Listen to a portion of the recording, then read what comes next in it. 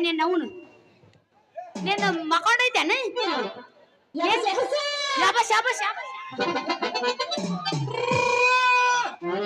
ಎಪ್ಪಸ್ತೀನಿ ತಡಿ ಸ್ವಲ್ಪ ಸರ್ಕಾರ ನೌಕರಿ ಮತ್ ಬಂದ್ ನಿನ್ನವಳು ಈಗರ ಬಂದಿ ಹೊರಪ್ ಎಬ್ಬಸ್ಬೇಕು